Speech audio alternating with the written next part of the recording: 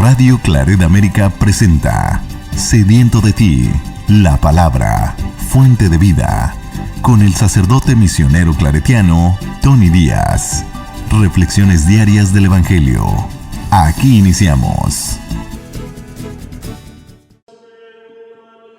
Bienvenidos hermanos a nuestras reflexiones bíblicas de las lecturas del día. Hoy es lunes de la 34ª semana del tiempo ordinario. Lunes de la 34ª semana del tiempo ordinario. La primera lectura de hoy viene del libro de Daniel, capítulo 1, versículos 1 al 6 y 8 al 20. El año tercero del reinado de Joaquín, rey de Judá, vino a Jerusalén Nabucodonosor, rey de Babilonia, y la sitió. El Señor entregó en sus manos a Joaquín, rey de Judá, así como parte de los objetos del templo que él se llevó al país de Senaar y los guardó en el tesoro de sus dioses.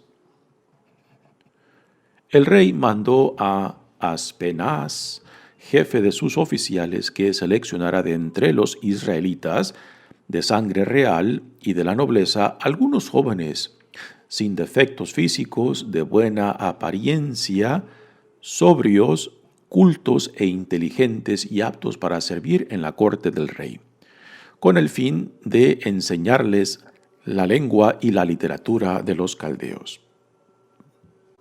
El rey les asignó una ración diaria de alimentos y de vino de su propia mesa. Deberían ser educados durante 3 años y después entrarían al servicio del rey. Entre ellos se encontraban Daniel, Ananías, Misael y Azarías, que eran de la tribu de Judá.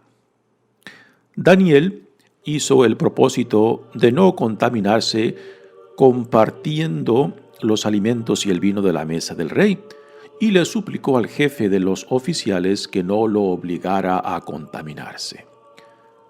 Dios le concedió a Daniel hallar favor y gracia ante el jefe de los oficiales. Sin embargo, éste le dijo a Daniel: «Le tengo miedo al rey, mi señor, porque él les ha asignado a ustedes su comida y su bebida, y si llega a verlos más delgados que a los demás, estará en peligro mi vida». Daniel le dijo entonces a Malasar, a quien el jefe de los oficiales había confiado el cuidado de Daniel, Ananías, Misael y Azarías: «Por favor, haz la prueba con tus siervos durante 10 días, que nos den de comer legumbres y de beber agua. Entonces podrás comparar nuestro aspecto con el de los jóvenes que comen de la mesa del rey y podrás tratarnos según el resultado». Aceptó él la propuesta e hizo la prueba durante 10 días. Al cabo de ellos, los jóvenes judíos tenían mejor aspecto y estaban más robustos que los que comían de la mesa del rey. Desde entonces, Malasar les suprimió la ración de comida y de vino y les dio solo legumbres. A estos 4 jóvenes les concedió Dios sabiduría e inteligencia en toda la clase de ciencia. A Daniel, además, el don de interpretar visiones y sueños. Al cabo del tiempo, establecido el jefe de los oficiales, llevó a todos los jóvenes ante Nabucodonosor y se los presentó. El rey conversó con ellos y entre todos no encontró a nadie más como Daniel, Ananías, Misael y Azarías. Quedaron entonces al servicio del rey y en todas las cosas la sabiduría, inteligencia y experiencia que el rey les propuso los encontró 10 veces superiores a todos los magos y adivinos de su reino. Palabra de Dios. El salmo responsorial viene también del libro de Daniel, capítulo 3, y versículos 52 al 56. El responsorio es: «Bendito seas, Señor, para siempre». Bendito seas, Señor, para siempre. Bendito seas, Señor Dios de nuestros padres, que tu nombre santo y glorioso sea bendito. Bendito sea en el templo santo y glorioso, que en el trono de tu reino seas bendito. Bendito eres tú, Señor, que penetras con tu morada los abismos, y te sientas en tu trono rodeado de querubines. Bendito seas, Señor, en la bóveda del cielo. Bendito seas, Señor, para siempre. El Evangelio de hoy viene de Lucas, capítulo 21, versículos 1 al 4. En aquel tiempo, levantando los ojos, Jesús vio a unos ricos que echaban sus donativos en las alcancías del templo. Vio también a una viuda pobre que echaba allí 2 moneditas, y dijo: Yo les aseguro que esa pobre viuda ha dado más que todos, porque éstos dan a Dios de lo que les sobra, pero ella, en su pobreza, ha dado todo lo que tenía para vivir. Palabra del Señor. Muy bien, damos comienzo a nuestra reflexión de las lecturas de hoy. Estamos ya en la 34ª semana del tiempo ordinario y esta es la última semana del calendario litúrgico del año 2021. Y con esta semana pues cerraremos este año litúrgico para comenzar con la temporada de Adviento, el nuevo año litúrgico de 2022. Y en esta semana estaremos tomando las primeras lecturas del libro de Daniel. En este ciclo número 1 de las lecturas de lunes a sábado, pues es el profeta Daniel que cerrará este año litúrgico. En el ciclo número 2 de las lecturas es el libro del Apocalipsis, también libro que significa la revelación y que con visiones y simbología muy impresionante, pues también nos cierra el año litúrgico del ciclo 2. Muy bien, demos comienzo a esta lectura y aquí tenemos el principio de este libro, que es puesto entre los profetas del Antiguo Testamento, pero que también tiene algo muy parecido al libro del Apocalipsis. La palabra Apocalipsis significa revelación y no es tanto estas ideas de destrucción, de que Dios destruirá. No es tanto, es la palabra Apocalipsis significa revelación de que Dios se manifestará en su gloria hacia el fin de los tiempos.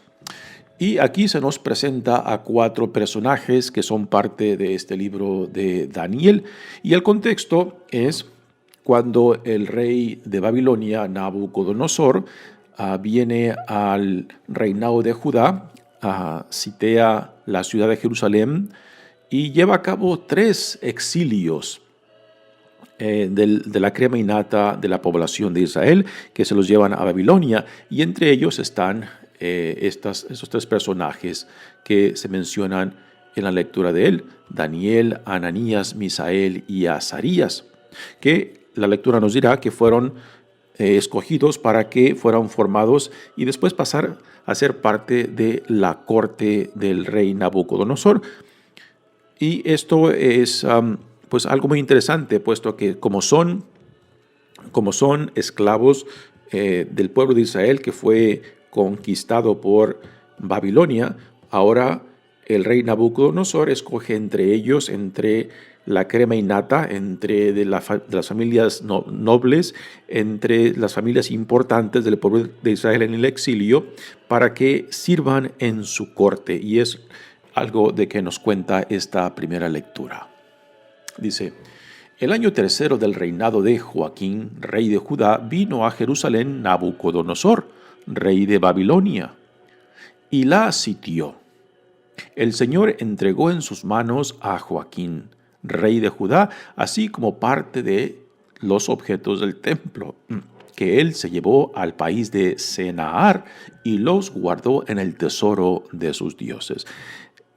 Este es un detalle muy interesante, puesto que aunque Nabucodonosor está conquistando el reinado de Judá, es porque Dios lo ha permitido. El Dios de Israel es visto por el Antiguo Testamento como el rey sobre todos el Dios sobre todos los dioses.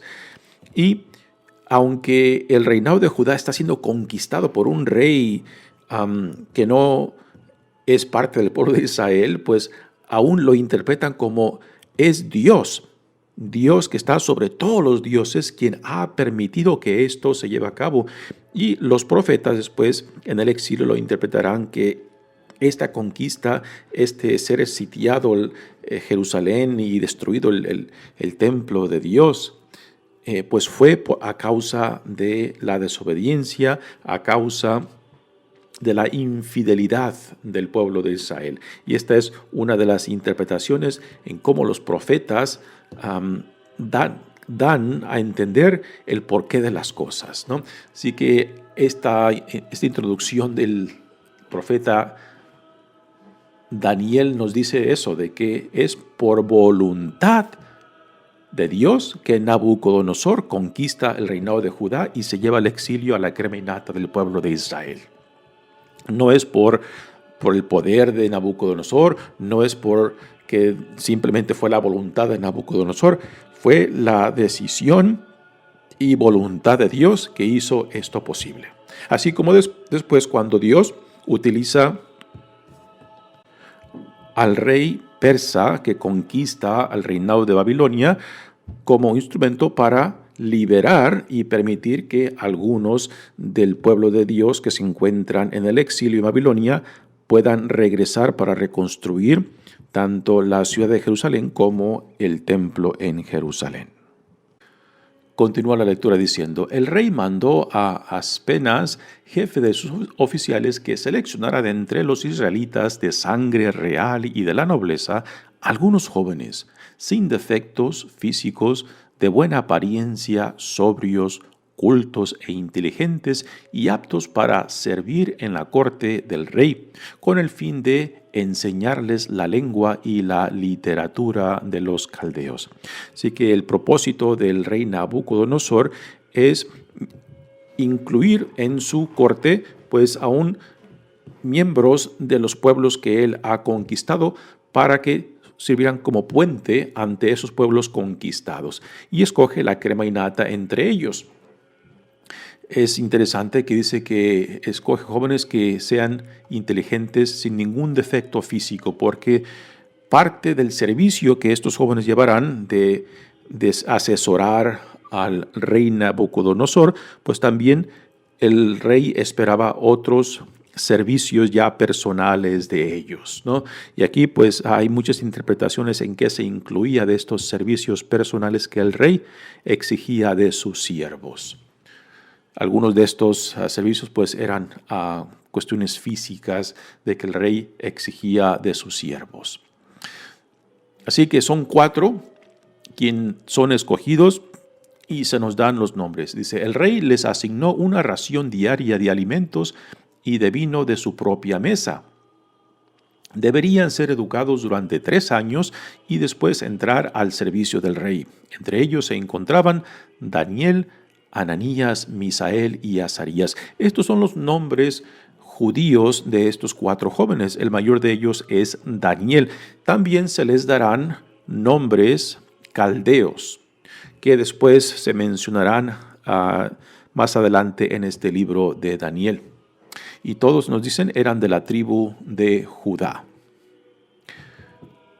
Así que después de un periodo de 3 años de formación, serán llevados ante el rey para que el rey escoja entre todos aquellos jóvenes, tanto judíos como no judíos, que fueron seleccionados para ser formados y servir en la corte del rey.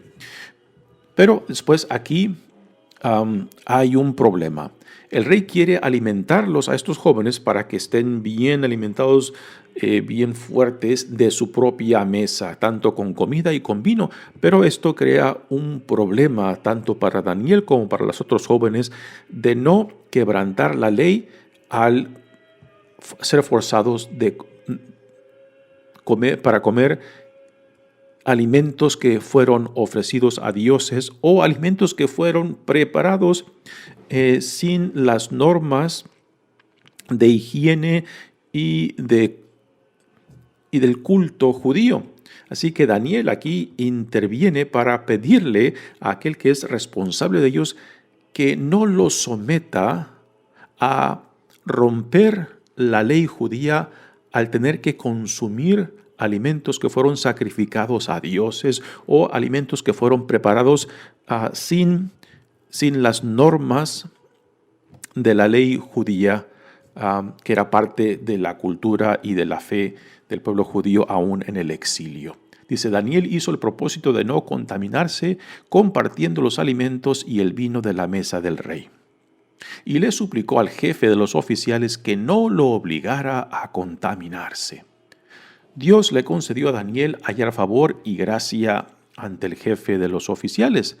Sin embargo, éste le dijo a Daniel, le tengo miedo al rey, mi señor, porque él les ha asignado a ustedes su comida y su bebida, y si llega a verlos más delgados que a los demás, estará en peligro mi vida. Así que el encargado le contesta a Daniel cuáles son sus objeciones, pero después Daniel sigue insistiendo. Daniel quiere mantenerse firme y fiel a la ley, a la alianza, al no permitir ser contaminado por estos alimentos ofrecidos a los dioses, tanto algunas comidas quizás de animales que por tradición y por la ley son considerados impuros, por ejemplo, como el cerdo, ¿no? Y también el hecho de que eran alimentos ofrecidos en sacrificio a los dioses de los caldeos, a los dioses del pueblo de Babilonia. Y también el vino que era ofrecido. Y entonces Daniel insiste a su encargado que por lo menos hagan la prueba, que no los force a consumir esos alimentos, sino que solamente les dé vegetales, y vegetales crudos y con agua, y que después de un tiempo vea a ver cómo físicamente están a comparación de los otros que sí serían alimentados de la mesa del rey. Así que el encargado le dice, aceptó la propuesta que le hizo Daniel durante 10 días. El número 10 aquí es un número simbólico y se repite en esta lectura que nos dicen los comentaristas que simboliza perfección, el número 10, ¿no? Así que por 10 días Daniel propuso que fueran puestos a prueba a ver si mantenían su físico robusto y si estaban en buena salud. Sí. Al cabo de ellos, los jóvenes judíos tenían mejor aspecto y estaban más robustos que todos los que comían de la mesa del rey. Desde entonces, Malasar, el encargado, les suprimió la ración de comida y de vino y les dio solo legumbres, ¿no? Hoy en día podemos decir que pues una dieta vegetariana es más saludable, ¿no? Pues aquí es muy probable de que en esos tiempos no tenían esa noción de que una dieta de vegetales puede ser más saludable, pero es el resultado que por lo menos esta lectura nos dio. Daniel acepta esta dieta vegetariana no por gusto, no por evitar carnes. El pueblo judío consume carne, pero lo que él quiere evitar es quedar manchado ritualmente al consumir los alimentos que fueron ofrecidos a dioses, tanto como las carnes y el vino, ¿no? Así que después de 10 días, el encargado ve que la dieta que Daniel y sus compañeros están llevando es muy favorable y los continúa alimentando de eso y evitar de que sus labios de que sus cuerpos toquen los alimentos de la mesa del rey. Y todo esto lo hace en secreto, ¿no? Después dice, a estos 4 jóvenes les concedió Dios sabiduría e inteligencia en toda clase de ciencia. A Daniel, además, el don de interpretar visiones y sueños. Ya más adelante en esta lectura se nos dirá de cómo Daniel pone en práctica, en uso, este don de interpretación al servicio del rey Nabucodonosor. Y después llega el momento cuando el encargado de los jóvenes, que por 3 años están siendo formados, son presentados ante el rey Nabucodonosor para que él escoja entre ellos y pasen al servicio en su corte. Dice, al cabo del tiempo establecido el rey de los oficiales llevó a todos los jóvenes ante Nabucodonosor y se los presentó. El rey conversó con ellos y entre todos no encontró a nadie como Daniel, Ananías, Misael y Azarías. Quedaron entonces al servicio del rey.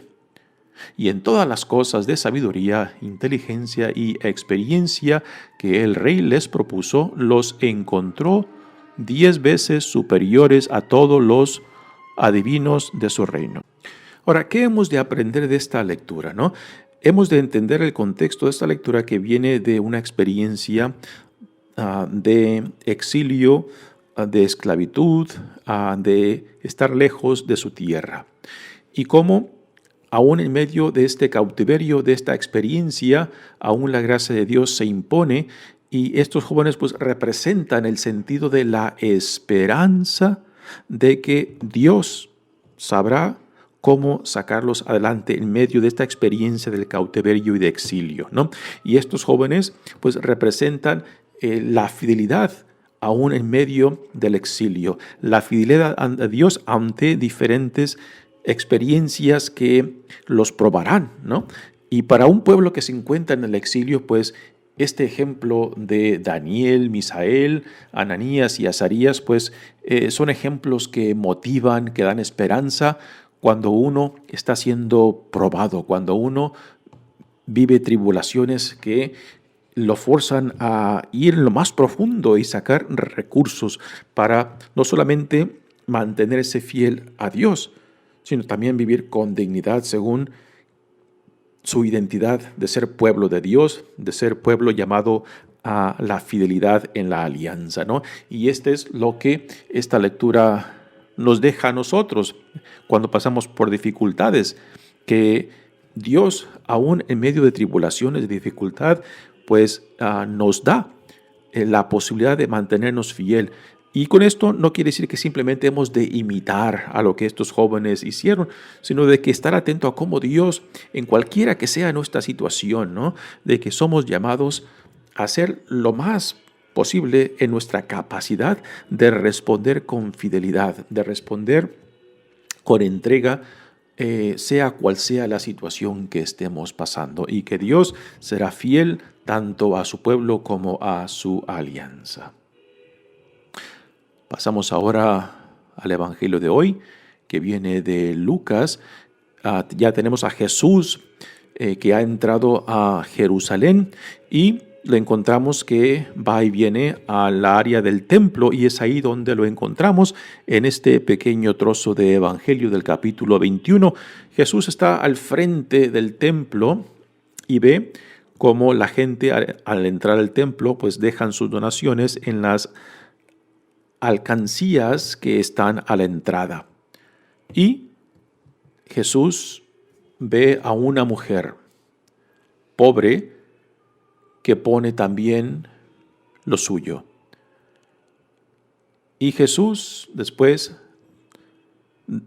toma la oportunidad para dar una enseñanza cuando compara lo que esa mujer pobre y viuda da y lo que otros dan al ponerlo en las alcancías del templo. Dice Jesús, en aquel tiempo, levantando los ojos, Jesús vio a unos ricos que echaban sus donativos en las alcancías del templo. Vio también a una viuda pobre. Bueno, ¿cómo sabía Jesús que esa mujer era viuda y era pobre? Muy probable por el vestido que llevaba. No hace mucho tiempo, aún en nuestra cultura hispana, las viudas se vestían de negro, ¿no? Algunas por cierto tiempo, algunas para siempre, que después ya no se casaban después de quedar viudas, ¿no? Y fácilmente en nuestra cultura, y esto no es único a lo nuestro, también en muchas otras culturas, el vestido que uno lleva, la ropa que uno lleva, nos identifica quiénes somos, lo que estamos viviendo, lo que estamos pasando, ¿no? Y no se requieren explicaciones ni palabras, simplemente ver cómo uno va vestido para determinar lo que estamos viviendo, lo que estamos pasando. Así que es muy probable que Jesús vio cómo esta mujer pobre iba vestida y con eso llega a la conclusión que es una viuda. Y decir que es una viuda es sinónimo de pobreza en aquellos tiempos, ¿no? Así que lo que el evangelista Lucas dice, vio a una viuda pobre. Decir que es viuda ya automáticamente significa de que también es pobre.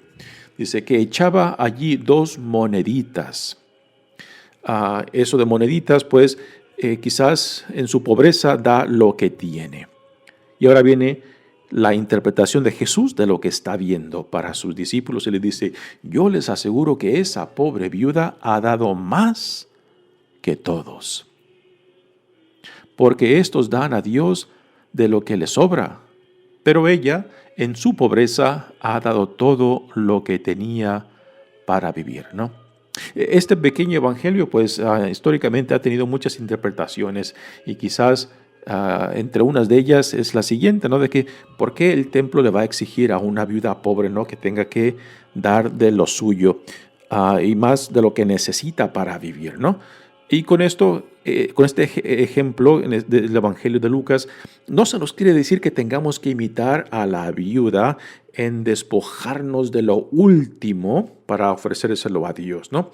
¿Cuál es la enseñanza principal que aquí Jesús nos quiere dar por medio de este Evangelio, ¿no? No es, repito, no es imitar a la viuda pobre en despojarnos de todo, no. El tema principal de este Evangelio es confianza entera en Dios. La viuda pobre da de lo que tiene y aún de lo que necesita para sí misma, y en esto ella está reflejando, está manifestando, está expresando su confianza entera en Dios.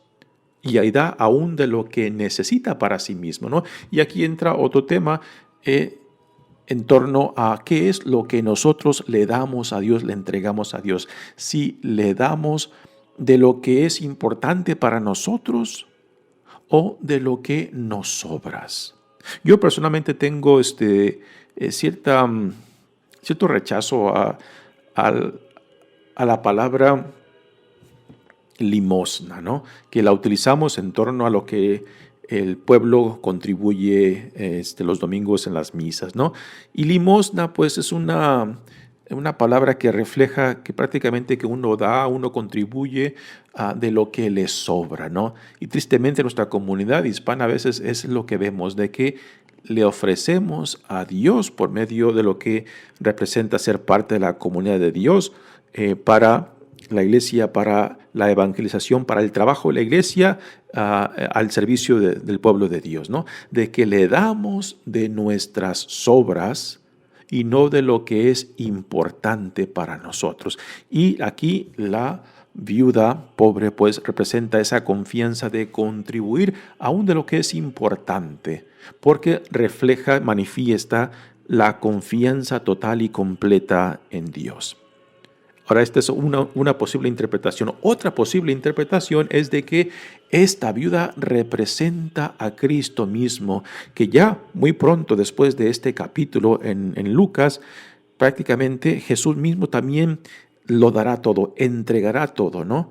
En su vida Jesús también manifiesta esta confianza completa y entera de esta viuda en su propia vida, de que va dando todo. Y todo será llevado a su extremo cuando él mismo se done a sí mismo, cuando acepta la misión de Dios de darle darle a Dios aún su propia vida, no porque Dios la exige, sino porque es consecuencia de su fidelidad y entrega a la voluntad de Dios Padre. Y así como esta viuda pobre lo da todo, aún de lo que necesita, pues igualmente Jesús lo dará todo, lo entregará todo, no se quedará con nada porque su confianza está puesta en Dios Padre, ¿no? Así que esta viuda también puede ser interpretada como eso, que representa a Jesús mismo, que lo da todo, que lo entrega todo, porque está completamente identificado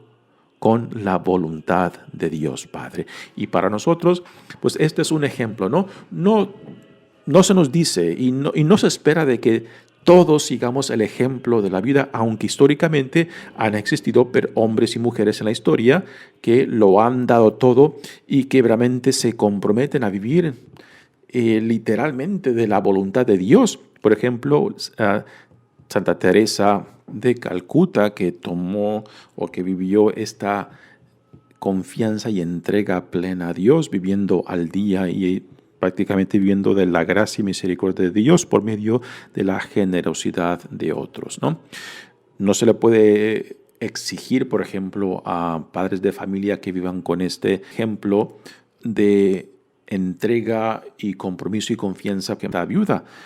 Pero sí, el ejemplo de esta viuda pobre nos confronta y nos pregunta, ¿qué es lo que yo le doy a Dios? ¿Le doy de mis obras? ¿Le doy de lo mejor que tengo? ¿O le doy simplemente de lo que no es importante? De lo que me puedo despojar sin que me impacte, sin que me cuestione, sin que me lleve a reflexionar cómo vivo, no solamente personalmente, sino en relación con otros y en relación a la comunidad y en relación a Dios, ¿no? Así que el ejemplo de esta vida pobre nos confronta y nos cuestiona. ¿Qué es lo que yo le doy a Dios? Y también, como dije al principio, pues también representa a Jesús mismo en su entrega completa y entera a la voluntad de Dios Padre. Mi nombre es Padre Tony Díaz, misionero claretiano. Que Dios los bendiga. Radio Claret América presentó Sediento de ti, la palabra. Fuente de vida. Sus comentarios son importantes. Contáctenos en radioclaretamerica@gmail.com.